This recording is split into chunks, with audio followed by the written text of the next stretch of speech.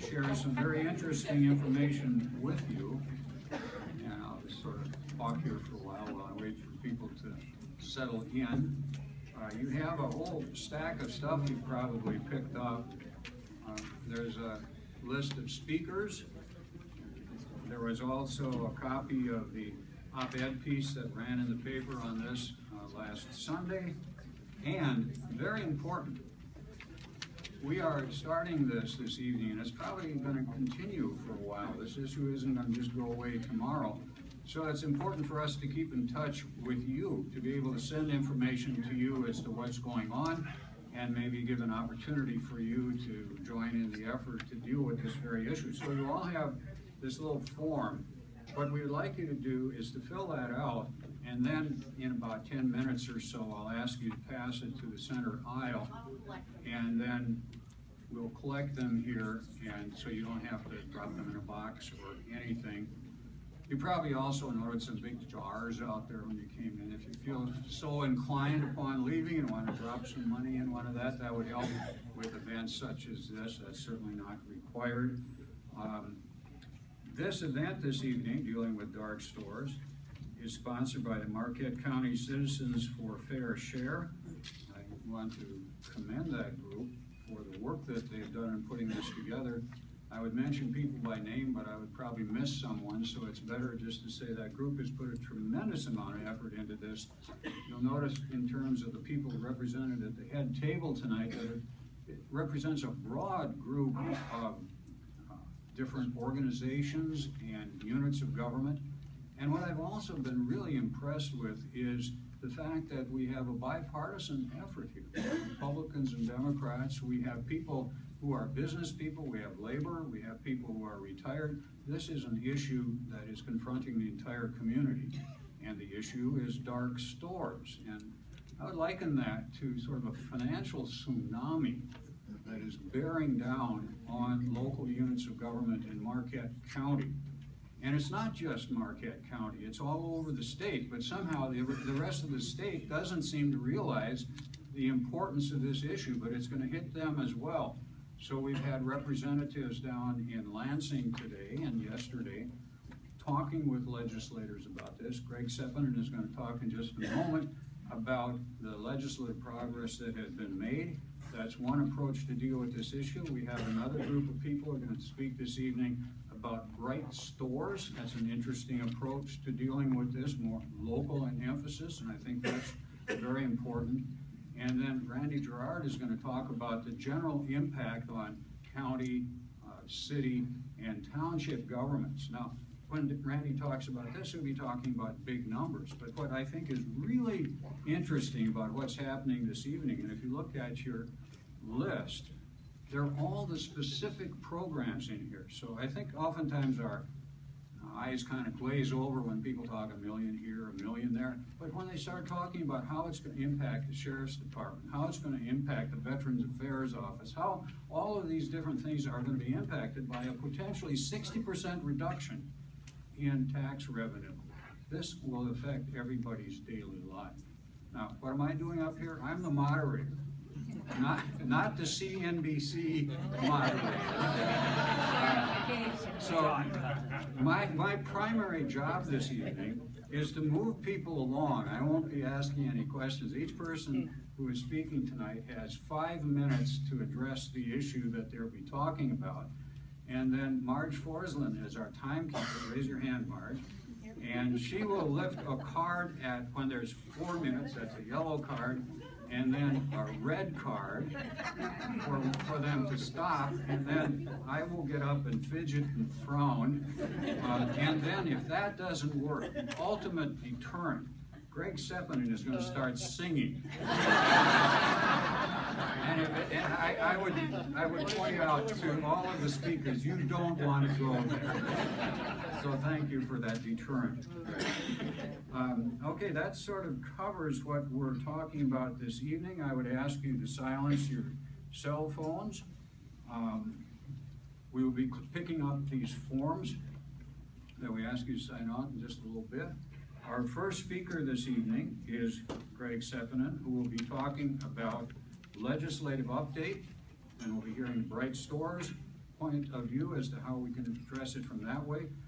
Then we'll be talking about county, city, and township government. And then we'll get into the discussions and presentation with regard to specific programs. So with that, I'm going to sit down and turn it over to Greg, and hopefully he'll stay within his time allotted.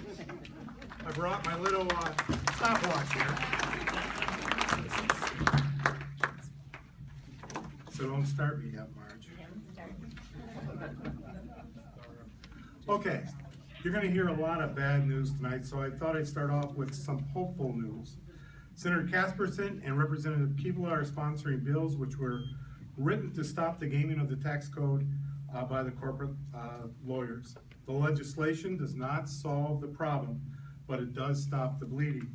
The damage that has already been done in Marquette County and across the state will still need to be addressed.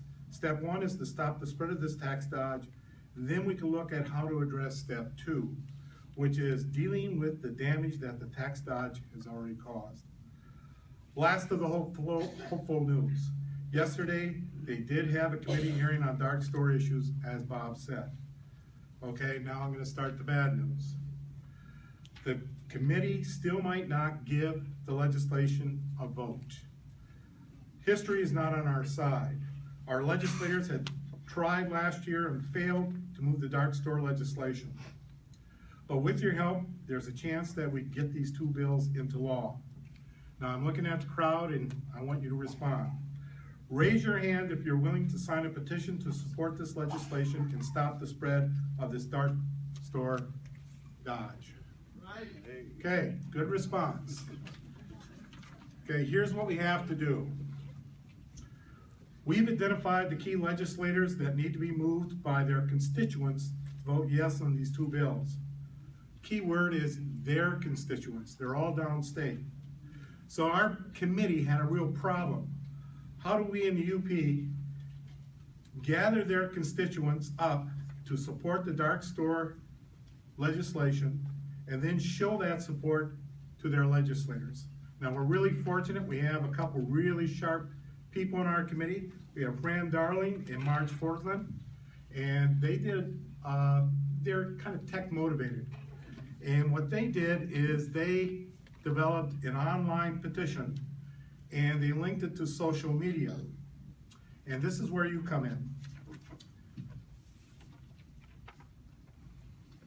You all have this one sheet right here. It's the folded one. And on the back, you're going to see how to take the next step. This is what you need to put in your pocket. Don't throw it away. You're going to be doing it tonight or tomorrow morning, because this is how we're going to go ahead and help our legislators, because all the UP legislators are on board with this. It's the downstate ones that we have to impact. You're going to be the key point here to get this across in social media. First, we have to get people to the site, Marquette County Citizens for Fair Share. Again, step by step, it's right here. Then we have to get them to sign the petition, making sure that we get at least their zip code, which allows us to match them up with their legislator. We're going to slice and dice this. We already have about 1,300 people who signed up. We've just been going at it for a couple days. We started this in Escanaba last week. We had 35 people at the meeting, and we kicked it off there. And those 35 people and a couple of us that came from Marquette, because of this social media content, in terms of getting it out there, we've been able to generate 1,300 names on the petition so far, with most of them from downstate. So what we need to do is we need to start you, at the beginning of the process, signing the petition. You then send it over to your Facebook and Twitter accounts. The button's right there. Next, you go to your Facebook account, you like and you share. Now you do this, it's out there, and it'll start getting around, and we'll have lots of people picking it up from your relatives and everybody else who live downstate. Another thing that I would suggest that you do is that you do a group email to some of the people that you have on your list that you know live in the downstate area. What you want to do is cut and paste the Fair Share site onto the group email. Give them a little bit of an explanation of why it's important for them to go ahead and sign the petition.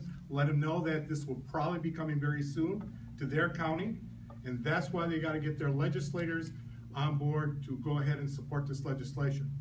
If you all do your part, we should be able to have 4,000 or 5,000 signatures on this by the time this comes up again in December down in Lansing.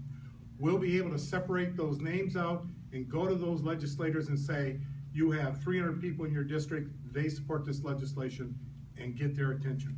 So it's really on you. We need your help here.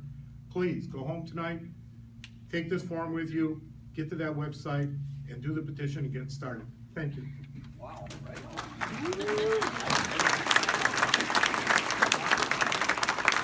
Okay, I commend you for your punctuality. Right on, good points.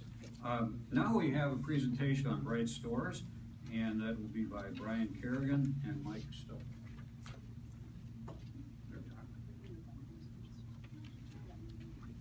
Thank you, everyone. I'm gonna have to apologize. I thought there were gonna be teleprompters, so excuse me for reading off of my notes, but I need to stay on time and on point. I don't want any singing over here. The B.R.I.T.E Store Initiative is a growing endeavor that was created to be an influential, positive force where our philosophy is the little things we do make big changes. We are a volunteer group of committed individuals working together for the economic well-being and greater good of the community in the UP and optimistically across the entire state. Our group was forged out of the Save Marquette, Save Michigan group that emerged to address the dark store tax theory and the tax diversion issue. We currently have a Marquette County and a Delta County chapter, and we are expanding. Our objective is to raise awareness, educate, and execute a positive action plan. The B.R.I.T.E Store Initiative has a simple strategy. Identify those businesses that support and invest in our local homegrown economy and strive to create local landscapes where keeping consumer and business dollars in the community is a priority. Our volunteers visit the businesses, share information, and ultimately ask owners if they would be willing to join part of our growing B.R.I.T.E Store Initiative. All our services are free of charge. We also offer a variety of means for B.R.I.T.E stores to market their business and expand their customer base. We create exposure by providing a website where potential customers can view names and information about the B.R.I.T.E store businesses, as well as convey other essential information. We encourage all B.R.I.T.E stores to display the highly visible and recognizable sign in their storefronts. Why we should support local B.R.I.T.E stores. It creates local character, prosperity, and community and well-being.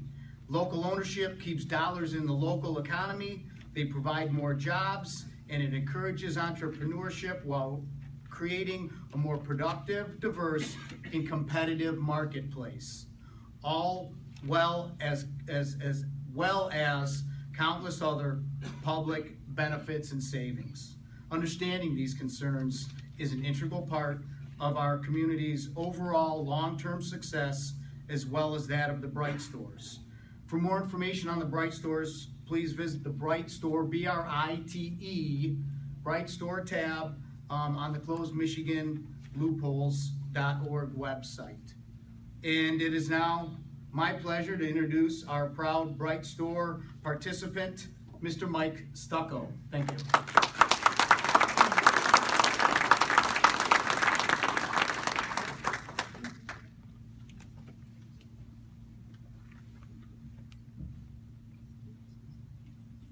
Good evening.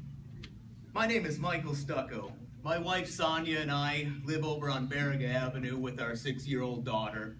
We own Breakers Roadhouse at 149 West Baraga Avenue, and we also own Stucco's Pub and Grill at 900 North 3rd Street here in Marquette proper. I hate paying taxes. I love the vibrant, bustling town that Marquette is, with the seemingly endless activities we have year-round. There's something for everybody here all the time, multiple times a year.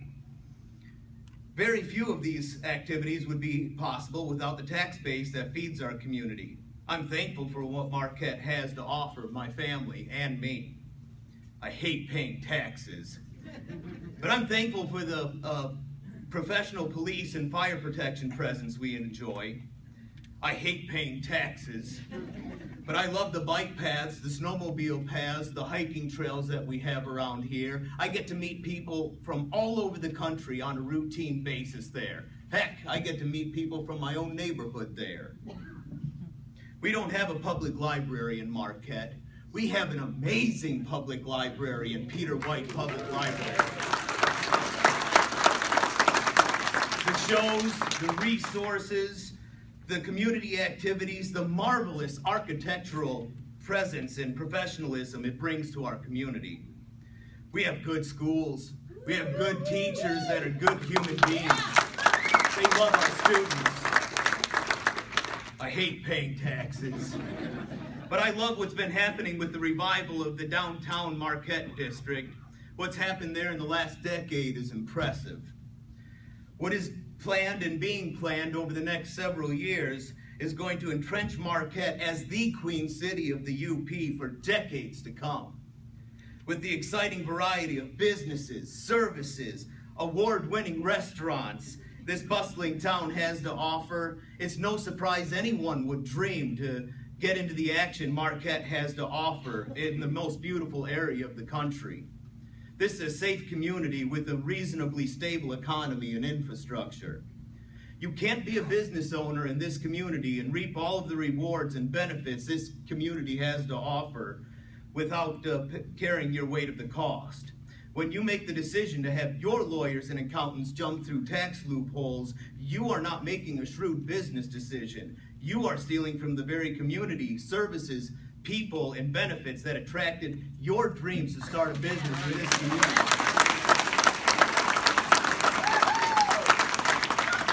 When everyone opened their store, they told everyone they would bring something great to Marquette, something special. If you told Marquette about your plans to shortchange us when you came to town, I know you never would have been given permission to swing a hammer to start your building. Pick up your bag and carry your weight in this community, or pack your bag and leave. When you came, if you want to be taxed like you are not open, then close.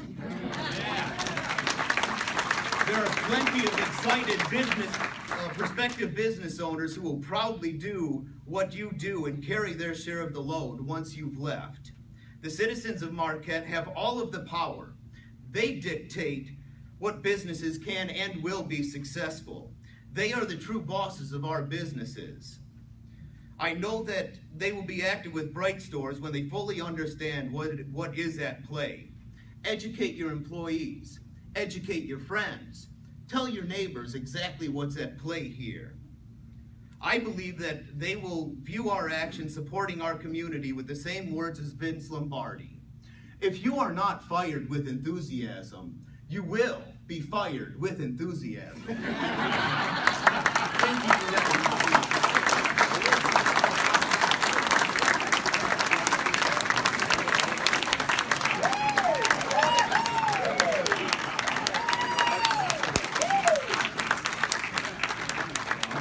Certainly set a benchmark for the rest of our students. Well done, that's great. I've been told to remind you, if you haven't filled out one of those forms, do so. If you filled it out now, pass them to the middle.